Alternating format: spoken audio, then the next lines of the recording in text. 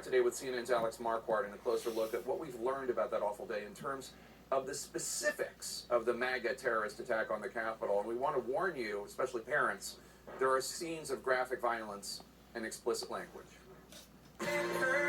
For weeks, President Donald Trump hyped the rally on January 6th. Be there, he tweeted, will be wild. That day, his family and allies whipped up the crowd. Have some backbone, show some fight, let's have trial by combat. Then, Trump proceeded to call out his own vice president. And Mike Pence is going to have to come through for us. And if he doesn't, that will be a sad day for our country. He lied about the election and urged his followers to march on the Capitol. And we fight. We fight like hell. And if you don't fight like hell, you're not going to have a country anymore. A year on from the January insurrection, we've learned much more about how the day unfolded, who the players were, how they organized, communicated, and attacked the Capitol. More video has come out revealing how dangerous it truly was. As Trump spoke on the ellipse, the first clashes between protesters and police, while Vice President Mike Pence made clear he would follow the law, and Congress started to certify the Electoral College vote. It wasn't long before the scene quickly unraveled. We have been told by Capitol Police that the Capitol is in lockdown. Pence was rushed off the Senate floor. Certification was halted. I can see at least half a dozen protesters scaling, literally climbing the walls of the Capitol to get up to where their fellow protesters are. Rioters smashed windows, broke down doors, and rushed into the hallways. Officer Eugene Goodman led the mob away from the Senate chamber, where Pence was located, as they shouted his name. Lawmakers like Senator Mitt Romney ran from the advancing crowd. Where the fuck are they? Others inside the House chamber took cover, the doors barricaded, police officers' guns drawn. The day's first fatality came when insurrectionists tried to break through the Speaker's lobby. Rioter Ashley Babbitt was shot by an officer and died from her wounds. Outside, our CNN team was moving to the north side of the Capitol when we were attacked.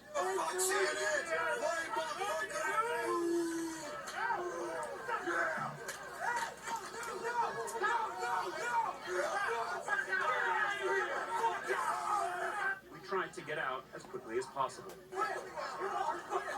Who are you with? There's more of us than you. There's more of us than you.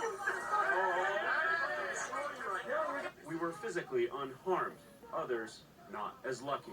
When rioters poured into a tunnel blocked by police, they sprayed officers with pepper spray before dragging out D.C. police officer Michael Fanone, tasing him and beating him with a flagpole. They were screaming out, kill him with his own gun. I just remember yelling out that I have kids.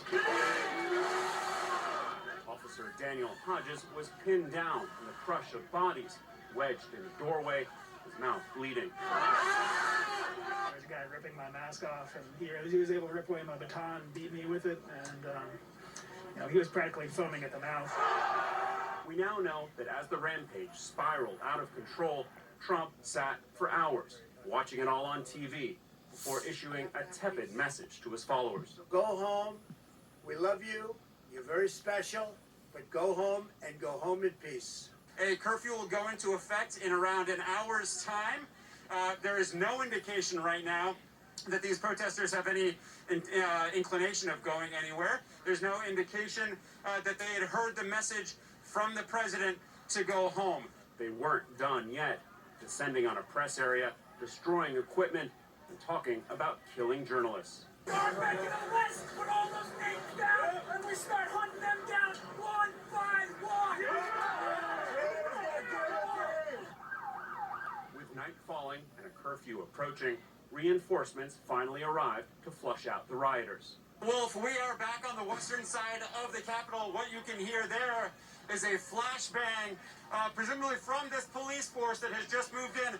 Wolf, what you're looking at now is Metropolitan Police from Washington, D.C., who just before this 6 p.m. curfew have moved in here to push out the rioters. They have been shouting, "Move back, at this crowd of hundreds, if not more, Trump supporters on the western side of the Capitol building. Many felt victorious, their message heard. Several dozen were arrested, but hundreds more slipped into the night, away from the police. A relatively quiet end to one of the most dramatic and dark days in American history. Jake, it was right here on the western side of the Capitol that this insurrection really started and ended a year ago. And in the days that followed, a huge security perimeter was set up all around the Capitol complex with 10-foot-high fencing and thousands of National Guard troops from all across the country.